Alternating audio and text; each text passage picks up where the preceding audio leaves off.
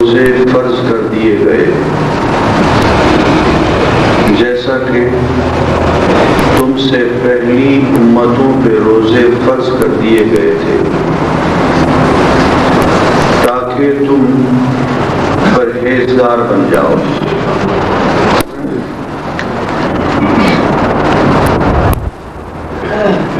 دوستو، غالباً پرسوں سے ماہ رمضان شروع ہو رہا ہے اور یہ مہینہ مسلمانوں کی بہار کا مہینہ ہے۔ حدیث شریف میں آتا ہے کہ حضور اکرم صلی اللہ علیہ وسلم ایک مرتبہ مسجد نبوی کے منبر پہ چڑھ رہے تھے۔ پہلے قدم پہ آپ نے کہا آمین، پھر دوسرے قدم پہ چڑھے تو آپ نے کہا آمین، پھر تیسرے قدم پہ چڑھے تو آپ نے کہا آمین۔ صحابہ نے پوچھا تو آپ نے فرمایا کہ میں جب منبر پہ چڑھ رہا تھا تو جبریل امین نے 3 بد دعائیں دی ہیں بعض لوگوں کو۔ ایک یہ کہ برباد ہو جائے وہ شخص اور لٹ گیا وہ شخص جس کے والدین اس کو بڑھاپے میں ملے اور اس نے اپنی بخشش نہیں کروائی۔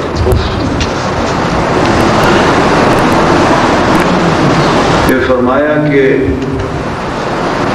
برباد ہو جائے وہ شخص کہ جس کے سامنے میرا نام آئے محمد رسول اللہ صلی اللہ علیہ وسلم اور وہ صلاۃ نہ بھیجے۔ اور تیسرے فرمایا کہ برباد ہو جائے وہ شخص کہ جس کو رمضان کا مہینہ ملا اور اس نے اپنی بخشش نہ کروائی۔ دوستو، یہ وہ مہینہ ہے جس کے 3 حصے اللہ نے فرمائے ہیں۔ پہلا حصہ 10 دن رحمت کی عام برسات۔ دوسرا حصہ دوسرے 10 دن مغفرت بخشش، عام لوگوں کے لیے بخشش۔ اور تیسرا حصہ خاص ان لوگوں کے لیے جو اپنے ماضی کی بنیاد پہ جہنم کے مستحق ہو چکے تھے، ان کے لیے آگ سے بری ہو جائیں گے دوزخ سے۔ تو فرمایا یہ بہت بڑا مہینہ ہے، بہت عظیم البرکت مہینہ ہے۔ اس میں لیلۃ القدر ہے، ایک رات جو کہ 1000 مہینوں سے افضل ہے۔ لیلۃ القدر خیر من 1000 شہر، 1000 مہینوں کے برابر نہیں کہا، 1000 مہینوں سے بڑھ کر کہا۔ فرمایا کہ یہ وہ مہینہ ہے جس میں کہ مومن کا رزق بڑھا دیا جاتا ہے۔ فرمایا یہ مہینہ شہر صبر ہے، صبر کا مہینہ ہے، اس میں صبر کی تعلیم اور تربیت دی جاتی ہے۔ دوستو، تقویٰ کس چیز کا نام ہے؟ صبر کا نام ہے۔ انسان کے اندر 2 قوتیں ہوتی ہیں، ایک وہ تیزی سے آگے بڑھتا ہے کسی کام میں بھی، دوسری قوت یہ ہوتی ہے کہ وہ چلتے چلتے تیز آگے بڑھتے بڑھتے فوراً بریک لگا دیتا ہے۔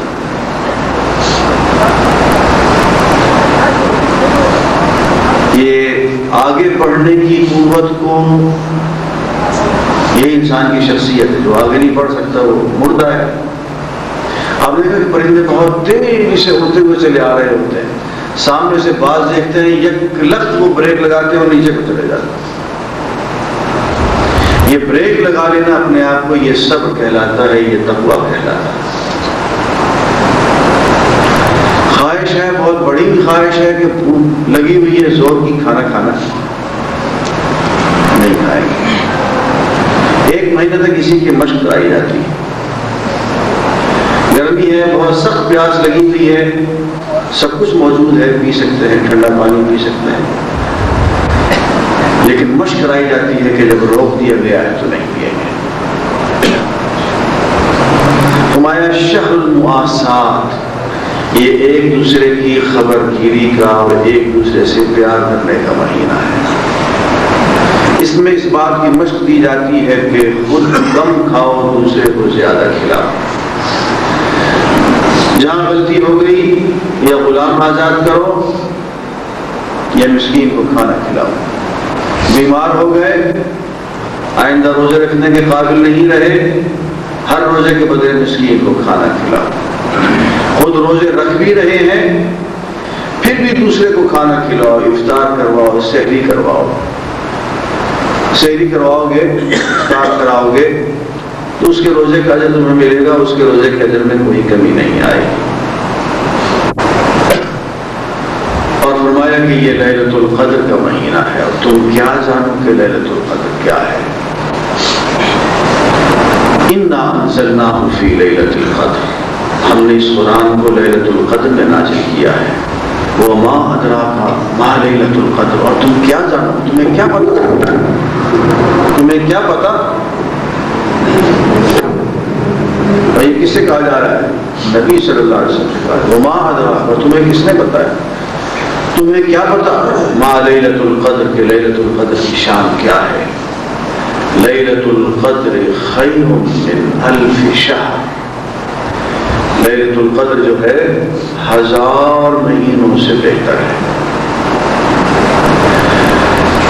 دوستو، انسان جو ہی فطرت سے دور ہوتا چلا گیا، اس کی زندگی آسان ہوتی گئی، اس کی عمر کم ہوتی گئی۔ جب وہ پتھروں کے زمانے میں تھا اور دھات کے زمانے میں تھا، اس کی عمر بہت لمبی ہوا کرتی تھی۔ قرآن مجید میں آتا ہے کہ سیدنا نوح کی عمر 950 سال تھی۔ تو پہلے زمانے میں لوگوں کی صحتیں ہم سے بہتر ہوتی تھیں، جب دوائیاں نہیں ہوتی تھیں تو صحتیں اچھی تھیں، جب غذا کم ملتی تھی تو صحتیں اچھی تھیں، جب ایئر کنڈیشنر نہیں تھے تو سن سٹروک نہیں ہوتا تھا، جب انگیٹھیاں نہیں ہوا کرتی تھیں تو سردی نہیں لگا کرتی تھی۔ جو جو انسان آسائش کی طرف آگے بڑھتا جاتا ہے، جسم اس کا کمزور اور بودا ہوتا چلا جاتا ہے۔ ماضی کے انسان بہت قوی ہوتا تھا، اس کی عمریں بہت لمبی ہوا کرتی تھی۔ آج کی بات چھوڑیے، آج سے 50 سال پہلے ہم اپنے اجداد کو دیکھتے ہیں کہ ان کی صحتیں اتنی عمدہ تھی، اس لیے کہ سادہ زندگی گزارتے تھے۔ تو پہلی امتوں میں عمریں بہت لمبی ہوا کرتی تھی، 1000 سال زیادہ۔ تو صحابہ کو خیال آیا کہ وہ لوگ تو بہت کما گئے۔ ایک شخص کے بارے میں پوچھا کہ اس کی عمر 1500 سال کے قریب تھی اور 1000 سال سے بھی زیادہ وہ مسلسل جہاد کرتا رہا اللہ کے راستے میں، 1 منٹ بھی ضائع نہیں کیا اس نے۔ تو صحابہ کرام کو احساس ہوا کہ وہ تو بہت پیچھے رہ گئے۔ ایک شخص ہم تو 60 سال میں، 50 سال میں، 70 سال میں، 80 سال میں کمزور پڑ جاتے ہیں یا فوت ہو جاتے ہیں، تو جس شخص نے 1000 سال مسلسل جہاد کیا، ہم تو اس کا مقابلہ نہیں کر سکتے۔ تو اللہ تعالیٰ نے خصوصی کرم فرمایا اس امت پہ، مگر ان لوگوں کے لیے جو کہ تلاش میں رہے۔ لیلۃ القدر آئی اور پہلو میں سے گزر گئی اور کچھ پتہ نہیں چلا، تو وہ تو کچھ پتہ نہیں چلا، اس کا تو کچھ نہ بنا نہ بگڑا۔ لیکن جس نے لیلۃ القدر پالی اور اس رات کو خراٹے نہ لیتا رہا، کچھ اس نے اللہ کی رحمت کا انتظار کیا، استقبال کیا، جھولی پھیلا کے بیٹھا رہا، تو فرمایا کہ یہ پھر وہ جو 1000 سال والوں سے بھی آگے بڑھ گئے، یہ ایک رات جو ہے یہ 1000 مہینے سے افضل ہے۔ ایسی راتیں جتنی چاہو لے لو، زندگی میں پتہ نہیں کتنی مرتبہ تمہیں یہ راتیں ملیں گی۔ تو اس ایک رات کی عبادت جو ہے دوستو، وہ 1000 مہینے کی عبادت سے افضل ہے، اور یہ اس کا کرم ہے کہ اس نے ہمیں بتایا نہیں کہ کون سی رات ہے، ورنہ ہم اسی رات کے ہو رہتے اور باقی راتوں کو چھوڑ دیتے۔ تو یہ وہ رات ہے جس میں لیلۃ القدر ہے۔ اب میں آیت کی طرف آتا ہوں۔ فرمایا ہم نے روزے لکھ دیے تم پہ جیسا کہ پہلی امتوں پہ لکھ دیے تھے۔ دوستو یہ روزے کا اللہ کے کلام سے بہت گہرا تعلق ہے۔ فرمایا شہر رمضان الذی انزل فیہ القرآن، رمضان کا مہینہ وہ ہے جس میں قرآن نازل کیا گیا، اور دوسرا لیلۃ القدر رمضان میں۔ احادیث سے پتہ چلتا ہے کہ سیدنا ابراہیم پہ جب وحی نازل ہوئی تو وہ بھی رمضان کا مہینہ تھا اور لمبے روزے رکھ چکے تھے۔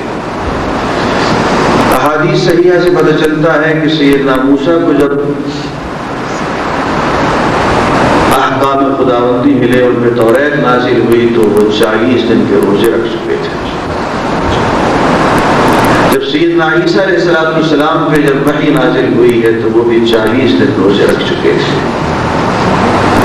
حدیث میں آتا ہے کہ حضور اکرم صلی اللہ علیہ وسلم وحی کے نازل ہونے سے بہت پہلے مسلسل غار حرا میں رہتے تھے، کچھ پانی اور کچھ ستو لے کے اپنے گھر سے نکل جاتے تھے اور غار میں جا کے تنہا بیٹھ جاتے تھے۔ رات بھی دوستو جس نے غار حرا دیکھی ہے اس کو پتہ چلے کہ غار حرا میں تنہا دن گزارنا کیسا ہے۔ رات کی بات میں نہیں کرتا، رات کو تو چھوڑ دیجیے، تنہائی میں وہاں دن گزارنا مشکل ہے۔ اس جگہ میں ایسی ہیبت ہے اور ایک اس قدر بلندی پہ اور آبادی سے اتنی دور، اب تو خیر آبادی وہاں قریب پہنچ گئی، لیکن اس زمانے کا آپ اندازہ کریں جبکہ مکہ ایک بالکل چھوٹا سا شہر تھا، چند ہزار کی آبادی، تو یہ غار حرا بہت دور تھا۔ غار حرا سے اس زمانے میں، اب تو درمیان میں بڑی بڑی عمارتیں آ گئی، آج سے 20 سال پہلے غار حرا میں بیٹھتے تھے تو سامنے سے بیت اللہ شریف نظر آتا تھا سیدھا۔ تو کیا جگہ منتخب کی ہے حضور اکرم صلی اللہ علیہ وسلم نے تنہائی کے لیے بھی، کہ عین تنہائی اور انسانوں سے میلوں دور، لیکن بیت اللہ سامنے، بالکل سامنے نظر آتا۔ وہاں پہ دن گزارنا مشکل ہے دوستوں، اس قدر سناٹا، تنہائی اور بالکل عجیب تنگ سی جگہ، تو وہاں پہ آپ مہینوں رہ جاتے تھے، 15 دن وہاں رہتے تھے، صرف ستو اور پانی ساتھ لے جاتے تھے اور کسی چیز کی حاجت آپ کو نہیں ہوتی تھی۔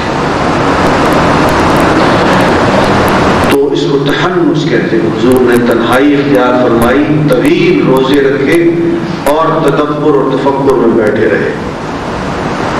قرآن تو نازل نہیں ہوا تھا، پتہ نہیں اللہ کو کیسے یاد کرتے ہوں گے، پتہ نہیں کیا سوچتے ہوں گے، کیا دعائیں مانگتے ہوں گے، لیکن یہ رمضان کا ہی مہینہ تھا اور یہ لیلۃ القدر ہی تھی کہ رات کے وقت وہ وہی نازل ہو گئی، اقرأ باسم ربک الذی خلق۔ تو دوستو اس رمضان شریف کا اللہ کے کلام سے، اللہ کی وحی سے گہرا تعلق ہے۔ اور ایک بات اور بھی بتا دیں، اللہ تعالیٰ نے اپنے بندوں پہ جتنے بھی احسانات کیے ہیں کسی کا کوئی ٹھکانہ نہیں، ان کو ہم گن نہیں سکتے، ان کا ہم شمار نہیں کر سکتے، لیکن دل یہ مانتا ہے کہ اس کے تمام احسانات میں سب سے بڑا احسان یہ ہے کہ اس نے انسانیت کے ساتھ براہ راست گفتگو کی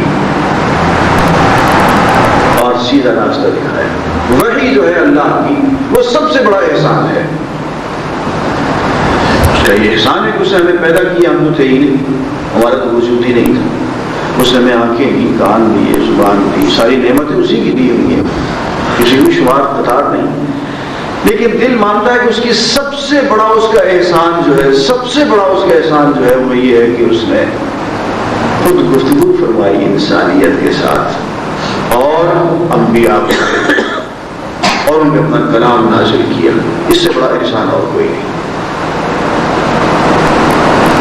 جا رہا ہے ایک شخص سے کہا کہ بھائی دیکھو ادھر آ جاؤ، یہ دیکھو روشنی نظر آ رہی ہے تمہیں؟ جی نہ کچھ، بیچارے آگ گھومتے پھرتے ہیں اور پتہ چلا کہ نہیں، اور یہ راستے پہ لگا دیا۔ ادھر یہ غار حرا میں بیٹھے ہوئے ہیں، رات کے وقت تنہائی، اس زمانے میں یہ بلب تو نہیں تھے نا، اور روشنی بھی ساتھ لے کے نہیں جاتے تھے، غار کی تنہائی، انتہائی اندھیرا، اس میں تدبر کی کیفیت میں یک لخت نور ہی لوگ،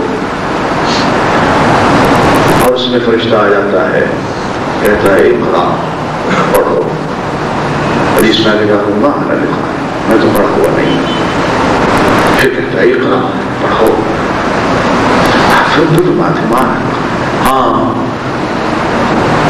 اس میں تھوڑی سی راز کی بات بھی ہے کہ فرماتے ہیں کہ فغطنی جبریل حتی بلغنی الجہد، جبریل نے میرے ساتھ معانقہ کیا اور مجھے زور سے بھینچا، اور اتنا بھینچا کہ مجھے محسوس ہوتا تھا کہ یہ بھینچ ہی ڈالے گا مجھے، بلغنی الجہد، جیسے کہ آدمی ہوتا ہے نا کہ بہت زیادہ بھینچے تو بہت تنگ پڑ جاتا ہے،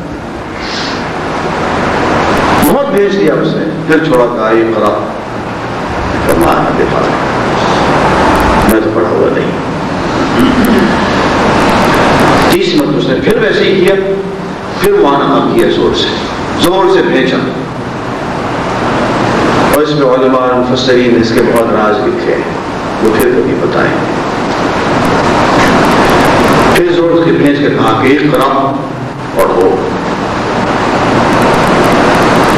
اقرا بسم ربک الذی خلق، میں تمہیں پڑھاتا ہوں، یوں پڑھو، اقرا بسم ربک الذی خلق، اس پروردگار کے نام سے پڑھو جس نے پیدا کیا، خلق الانسان من علق، پوری آیت 5 آیتیں۔ تو وحی کا نزول پہلی مرتبہ رمضان میں ہوا، انسانیت پہ اللہ کا سب سے بڑا احسان رمضان میں ہوا، انسانیت سے سب سے اللہ تعالیٰ کے قرب کا درجہ رمضان میں نصیب ہوا، یہ قرب کا درجہ ہے دوستوں، وحی کا آ جانا انتہائی قرب کا درجہ ہے، کہ اللہ تعالیٰ خود کلام فرما رہے ہیں، پیغام بھیج رہے ہیں، اکیلے چھوڑا ہوا نہیں ہے کہ خود سوچو خود فیصلہ کرو، نہیں، دیکھ لیا کہ بہت سوچ لیا انہوں نے، بہت غور کر لیا، بہت فکر کر لیا، مہینوں سے بیٹھے ہوئے ہیں بھوکے پیاسے، راستہ نظر نہیں آ رہا، اچھا تو پیغام بھیجتے کہ لوگ یہ راستہ ہے۔ تو دوستو یہ مہینہ ایسا ہے کہ اس میں کلام ربانی کے ذریعے، روزے کے ذریعے اور کلام ربانی کے ذریعے تقویٰ نصیب ہو جاتا ہے، اور یہ روزے کا عمل فرمایا کما کتب علی الذین من قبلکم، جیسا کہ تم سے پہلی قوموں پہ ہم نے روزے لکھ دیے۔ دوستو کوئی قوم ایسی نہیں ہے جس پہ کہ اللہ تعالیٰ نے روزے فرض نہ کیے، تمام قومیں کسی نہ کسی شکل میں روزے رکھتی ہیں۔ ابھی میں نے عرض کیا کہ موسیٰ علیہ السلام نے 40 دن روزے رکھے، عیسیٰ علیہ السلام نے 40 دن روزے رکھے، ہاں سیدنا داؤد پہ زبور نازل ہوئی ہوگی رمضان میں روزوں کے دوران، سیدنا ابراہیم پہ جو روزوں کے دوران نازل ہوئی، اور وہ قومیں جن کے بارے میں ہم سمجھتے ہیں کہ پتہ نہیں یہ دینی مذہب رکھتی ہیں، آسمانی مذہب ہے یا نہیں، بس ہندو مذہب، ہم نہیں کہہ سکتے کہ ان کے جو بزرگ ہیں وہ نبی تھے یا نہیں تھے، ہم نہیں کہہ سکتے، یہ بھی نہیں کہہ سکتے کہ وہ نبی تھے، اور یہ بھی نہیں کہہ سکتے کہ وہ نبی نہیں تھے، کسی کے بارے میں نہیں کہہ سکتے، ہم کیا جانیں، جب جیسے کہ قرآن میں اور حدیث میں نہیں آیا تو ہم خاموش رہیں گے، لیکن روزے ان کے یہاں بھی رکھتے ہیں، مہینے کی 12ویں تاریخ کا روزہ ہر پنڈت رکھتا ہے، اور 24ویں تاریخ کا روزہ بھی ہر پنڈت رکھتا ہے، مہینے میں 2 روزے رکھتا ہے، برت کہتے ہیں، تو سال میں 24 روزے تو ان کے ہو گئے، لیکن وہاں صرف پنڈت رکھتا ہے کیونکہ وہی پاک ہوتا ہے، باقی پاک ہوتے نہیں ہیں۔ یونانیوں میں عورتیں روزے رکھتی ہیں، مرد نہیں رکھتے۔ جین مذہب میں 41 دن کے روزے ہیں، 40 دن کے روزے ہیں، ایک ہفتے کا ایک روزہ چل رہا ہے۔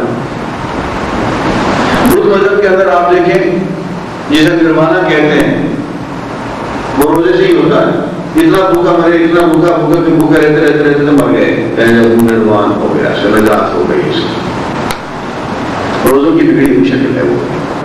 ہر قوم کو اللہ تعالیٰ نے روزے کی تربیت دی ہے،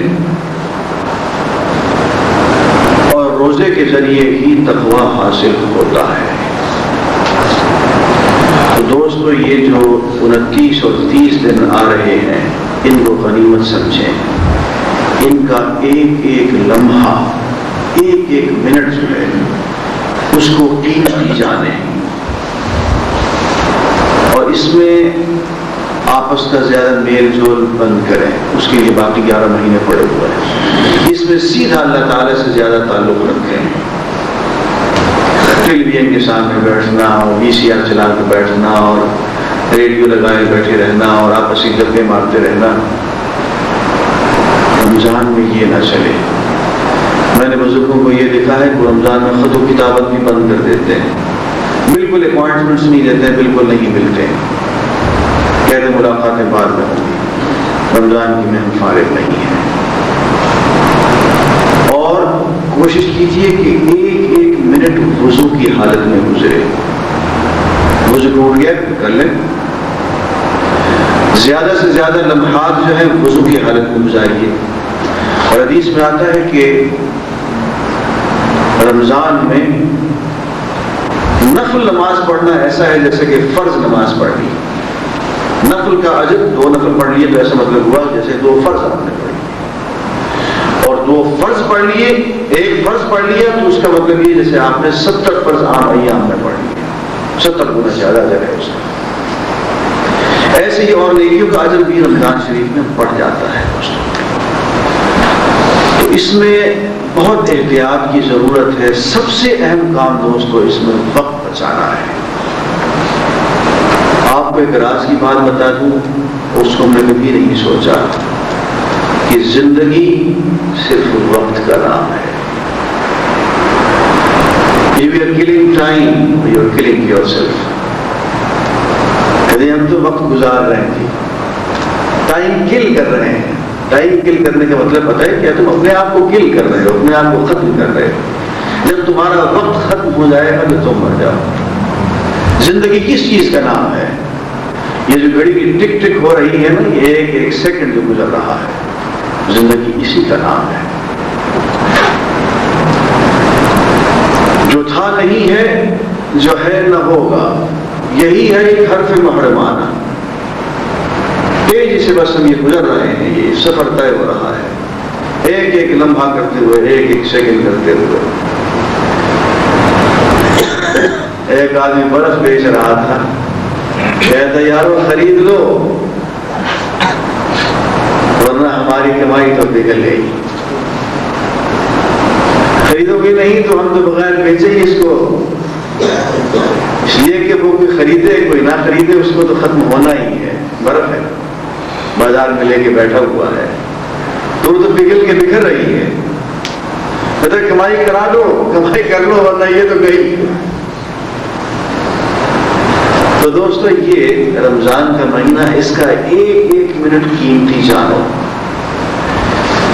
ویسے تو پوری زندگی کا ایک ایک لمحہ قیمتی ہے، لیکن رمضان ذرا زیادہ قیمتی ہو جاتا ہے۔ کرنسی میں فرق ہوتا ہے نا، آپ پتہ ہے روپے میں اور ریال میں فرق ہوتا ہے، پھر ریال میں اور ڈالر میں فرق ہوتا ہے، پھر ڈالر میں اور پاؤنڈ میں فرق ہوتا ہے۔ ایسے ہی ایام کی بھی کرنسی ہوتی ہے، کبھی وہ روپے میں بات کرتے ہیں، کبھی لیرے میں بات کرتے ہیں، کبھی پاؤنڈ میں بات کرتے ہیں، تاج پریوں سے کر۔ تو یہ رمضان کا مہینہ جو ہے اس میں کرنسی کا ریٹ بہت اونچا چلا جاتا ہے۔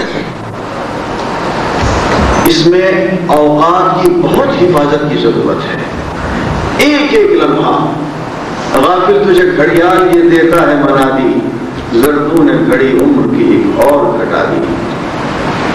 یہ جو 1 گھنٹہ بچتا ہے نا، اس کا مطلب یہ ہوتا ہے کہ 1 گھنٹہ کم ہو گیا، زردوں نے گھڑی عمر کی ایک اور گھٹا دی۔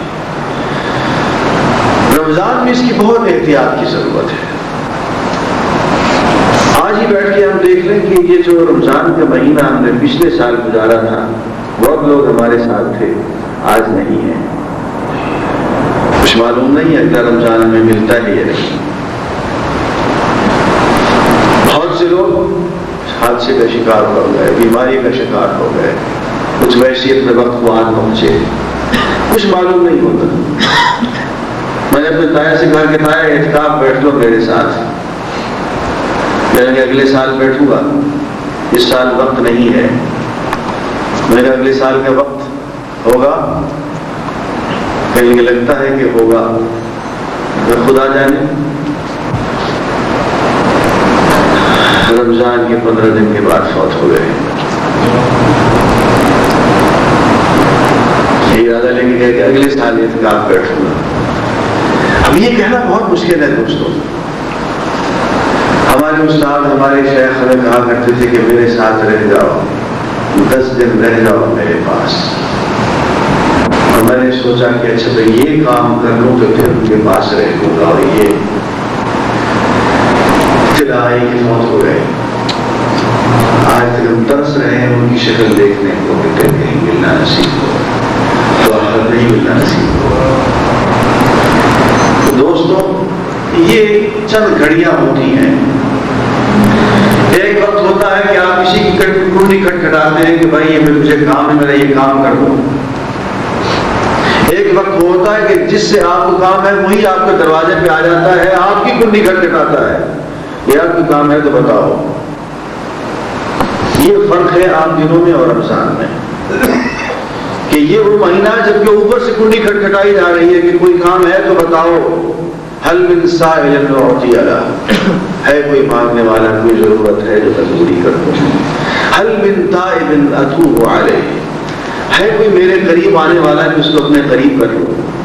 حل من مستغفر اغفر له, ہے کوئی مجھ سے بخشش مانگنے والا گزشتہ گناہوں کی, اس کے سارے گناہ معاف کر. اب یہ آوازہ رمضان کی ہر رات کو لگایا جاتا ہے, اور اس وقت اگر ہم کسی اور کام میں پڑے ہوئے ہوں, اس وقت ہمیں اس کا دھیان ہی نہ ہو, دھیان ہی کسی طرف ہو. اگر آپ غور تو کیجئے کہ آپ کا محبوب آپ کی طرف ہاتھ بڑھائے اور آپ ادھر دیکھ رہے ہوں کہیں اور وہ ہاتھ بڑھائے رکھیے اور پھر ہاتھ واپس لے لے, اور آپ کو پتا اس وقت چلے جب وہ ہاتھ واپس لے چکا ہو تو کیا حال ہوگا. تو رمضان کا مہینہ یہ ہے کہ اس میں وہ ہاتھ بڑھاتا ہے کہ آؤ میری طرف. یا باغی الخیر اقبل, فرماتے اللہ تعالیٰ کی طرف سے یہ ارشاد ہوتا ہے, یا باغی الخیر اقبل یا باغی الشر اقصر, نیکی کو چاہنے والے آگے بڑھ, تیزی سے آگے بڑھ. اور یا باغی الشر اقصر, اور برائی کو چاہنے والے تھم جا, رک جا, برائی سے باز آ جا. اور یہ وہ مہینہ ہے جس میں اللہ تعالیٰ اپنے نظام میں تھوڑی سی تبدیلی کر دیتے ہیں ہمارے لیے. میری اس بات پہ ذرا غور کیجیے گا. اللہ کا ایک نظام ہے کہ اس نے ہمیں دنگل میں کھڑا کر دیا ہے, مقابلے میں پہلوان کھڑا کر دیا, ہمیں بھی کھڑا کر دیا. وہ جناب کشتی ہو رہی ہے, کبھی وہ گراتا ہے کبھی ہم گراتے ہیں. شیطان سے بلند بلند مقابلہ ہو رہا ہے, اور آخر دم تک مقابلہ ہوتا ہے. لیکن اس مہینے میں آ کے نعوذ باللہ اللہ تعالیٰ نے بھی ڈنڈی مار دی, کہا کہ میں نے شیطان کی ٹانگ پکڑ لی, شیطان کو میں نے قید کر لیا, جلدی سے کام کر لو اپنا. بات سمجھ میں آئی ہے؟ اس نے 11 مہینے تمہیں بہت مارا ہے. کیا ہوتا ہے آپ دیکھتے ہیں نا کشتی کے تماشا, 2 بچوں کو لڑاتے ہیں نا, ایک خوب مارتا ہے مارتا ہے مارتا ہے, پھر وہ مار کے دیا بس اس کو پکڑ کے نیچے کر دو تاکہ اس کو موقع ملے کہ وہ اوپر آ جائے. یہ ہوتا ہے رمضان میں. حدیث میں آتا ہے کہ رمضان میں اللہ تعالیٰ شیطان کو قید فرما دیتے ہیں کہ میرے بندوں کو کھل کے نیکی کرنے کا موقع ملے. شیطانوں کو سلسلۃ الشیاطین, شیطانوں کو زنجیر پہنا دی جاتی ہے کہ بہت تنگ کر دیا تم نے میرے بندوں کو 11 مہینوں کے اندر, اب میں ان کو لیلۃ القدر میں تمہارے ہاتھوں خراب نہیں ہونے دوں گا. اب روزوں کے دوران, رات میں تہجد کے دوران, تراویح کے دوران کو موقع دوں گا. ہاں مگر دوستو شیطانوں کی بھی قسمیں ہیں.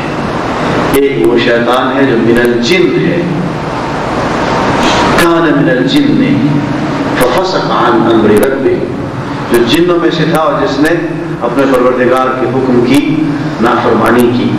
اس کو تو زنجیریں پہنا دی جاتی ہیں، لیکن ایک بہت بڑا باغی ہمارے اندر بیٹھا ہوا ہے، النفس الامارہ، اپنا نفس جو کہ برائی کو ابھارتا ہے، اس پہ زنجیر نہیں پہنائی۔ ہوتا کیا ہے، باہر سے شیطان آتا ہے اور اندر کے دشمن کے ساتھ ساز باز کرتا ہے اور ہمیں پٹخنی دے جاتا ہے۔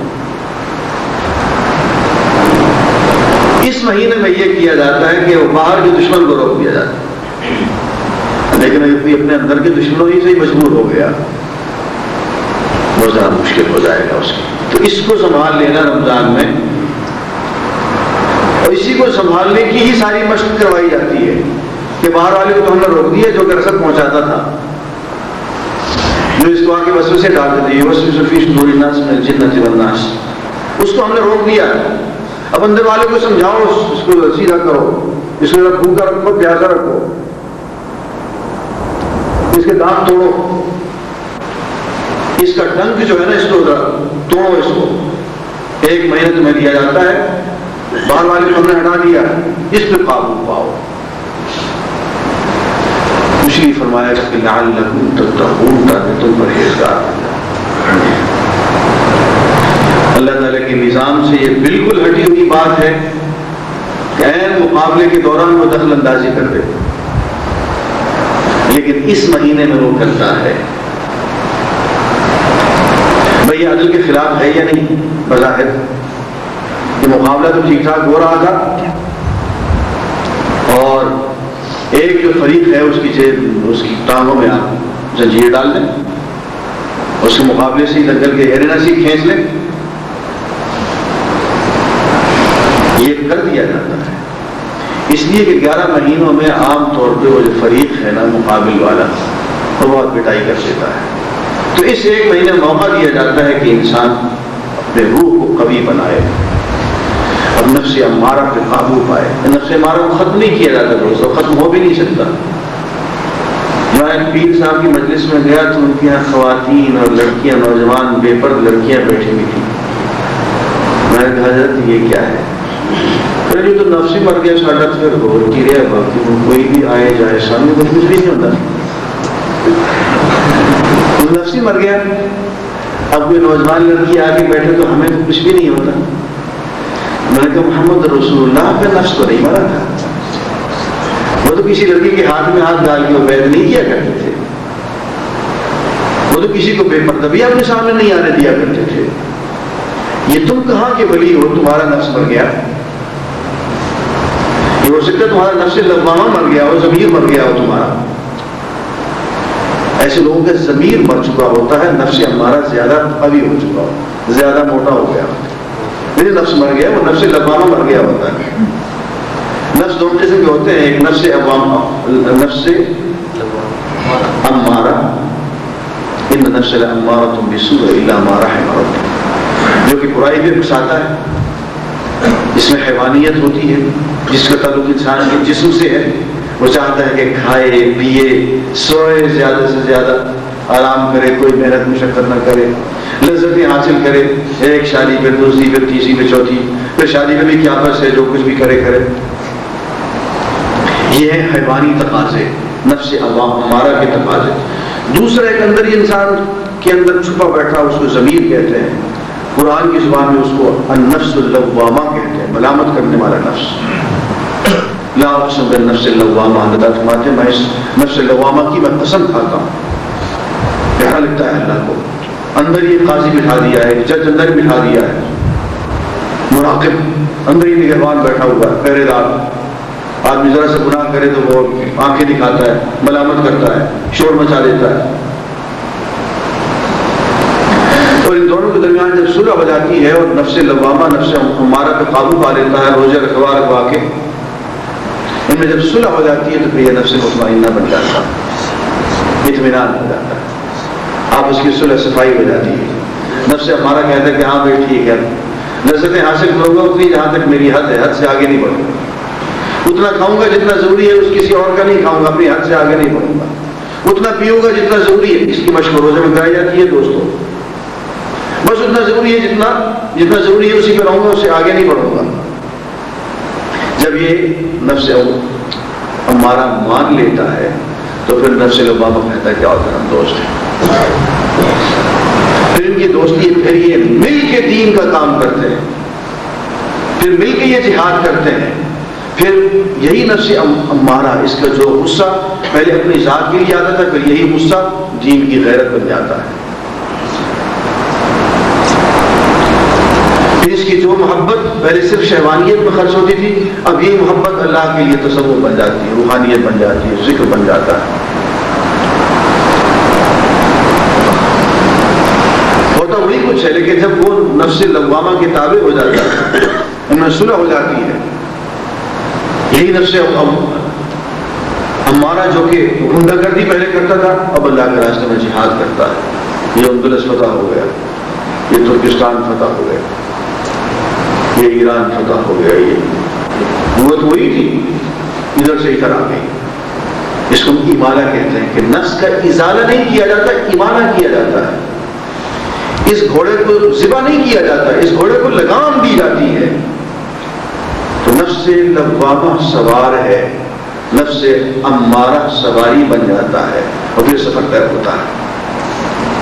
اور جب سفر طے ہوتا ہے اور منزل پہ پہنچتا ہے تو اطمینان ہو جاتا ہے، اور پھر آواز آتی ہے، یا ایتھا النفس المطمئنہ ارجعی الی ربک راضیۃ مرضیہ فادخلی فی عبادی وادخلی جنتی۔ اے اطمینان پا جانے والے نفس، میری طرف لوٹا۔ اور یہ لوٹا کر جو خوب ہے کہ پہلے میرے پاس ہی تو تھا، پھر لوٹا، مجھ سے بچھڑ کے گیا ہوا تھا، لوٹ۔ ارجعی الی ربک، اپنے پروردگار کی طرف لوٹا، راضیۃ مرضیہ، خوش، راضی باضی، پورے اطمینان کے ساتھ۔ فادخلی فی عبادی وادخلی جنتی، میرے بندوں میں داخل ہو جا، میری جنت میں داخل ہو جا۔ دوستو، اس میں روزے کا بہت بڑا کردار ہے، اور وہ یہی ہے کہ انسان کے نفس لوامہ کو قوت عطا فرماتا ہے، نفس امارہ کو مغلوب کرتا ہے، اور سوچ سوچ کے ان کی آپس میں صلح کرا دیتا ہے، اور سفر طے ہونا شروع ہو جاتا ہے۔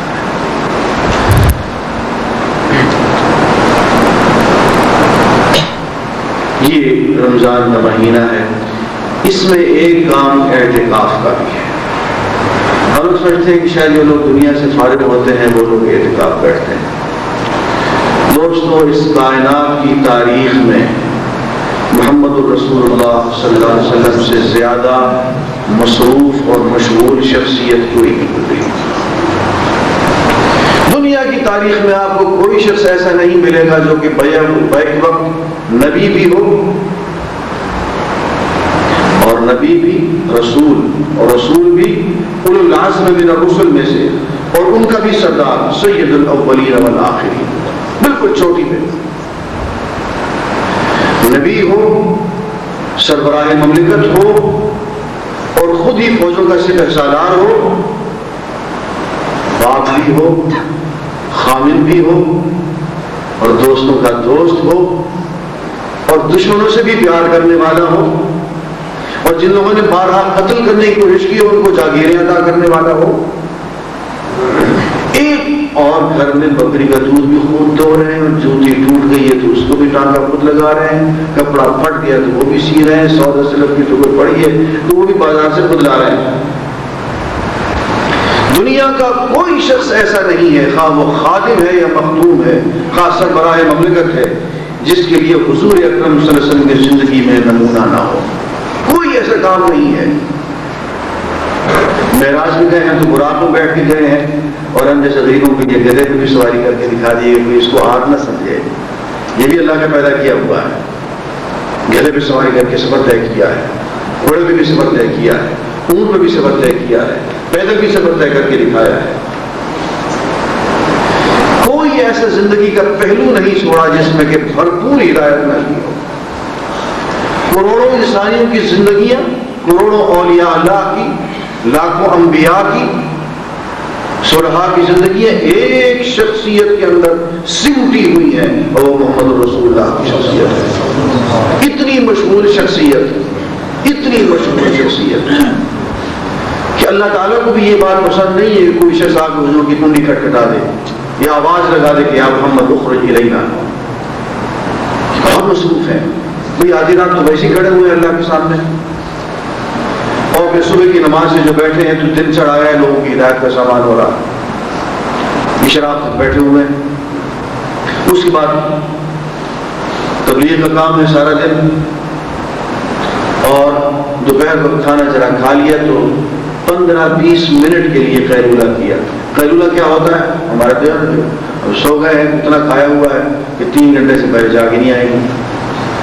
کہتے یہ قیلولہ کر رہے ہیں، واہ ہے کیا مطلب سمجھا قیلولے کا، تمہیں کہ دن یہ برباد کر دیا، یہ قیلولہ چل رہا ہے تمہارا. قیلولہ یہ ہوتا ہے کہ ذرا سا یوں لیٹے یا یوں بیٹھے اور ہلکی سی اونگ آ گئی، اس سے تھکن دور ہو جاتی ہے دماغ کی.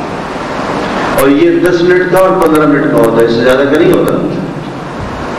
یہ ہوتا ہے قیلولہ. تو یہ آپ فرماتے ہیں قیلولہ صرف 15-20 منٹ کے لیے اونگ آ جاتی تھی. سارے جنگوں کے نقشے بھی بن رہے ہیں، تبلیغی وفود بھی آ رہے ہیں، جا بھی رہے ہیں، مہمان نوازی بھی کر رہے ہیں، اور مہمان آ رہے ہیں تو اپنے ہاتھ سے کھانا لا رہے ہیں اور کھلا رہے ہیں، اور اپنے ہاتھ سے لقمے بنا کے کھلا رہے ہیں. ایک حدیث کا ایک ایسا واقعہ آتا ہے کہ پڑھ کے انسان حیران ہو جاتا ہے. ایک عورت تھی، اس کو گالیاں دینے کی بہت عادت تھی، بہت گندی باتیں کرتی تھی، بہت غلیظ باتیں کہ مرد بھی شرما کے بھاگ جاتے ہیں، اور بہت گندی گالیاں اور بہت گندے مذاق کرتی تھی. مسلمان نہیں تھی. باہر کسی جگہ حضور اکرم صلی اللہ علیہ وسلم کھانا کھا رہے تھے تو وہ گزری، تو دیکھتے ہی اس نے حضور پہ آوازہ کسا. ٹیچرس کو دیکھو کیسے بیٹھا ہوا ہے، جیسے کہ غلام بیٹھتے ہیں، غلاموں کی طرح سے بیٹھ کے کھانا کھا رہے ہیں. یا کل کما یا کل العبد. ٹیچرس کو دیکھو یوں بیٹھ کے کھانا کھا رہا ہے جیسے کہ غلام کھانا کھاتے ہیں. حضور اکرم صلی اللہ علیہ وسلم سے کہ میں کھانا بہت عاجزی کے ساتھ کھاتا ہوں، جیسا کہ آقا کسی غلام کو کھانا دیتا ہے اور وہ کھاتا ہے. آپ یا تو زانو ہو کے کھانا کھاتے تھے یا ایک پاؤں پر کر کے بہت ادب سے بیٹھ کے کھاتے تھے، تکیہ لگا کے یا ناز و نخرے کے ساتھ کھانا نہیں کھاتے تھے. تو اس نے جب حضور کے اشارے میں دیکھا جو جس کو دیکھو یوں کھا رہا ہے جیسے کہ غلام کھانا کھاتے ہیں. آپ نے جواب میں کہا ای عبد اعبد منی، مجھ سے بڑا غلام اور کون ہو سکتا ہے؟ اللہ کے بندوں میں مجھ سے بڑا بندہ، مجھ سے بڑا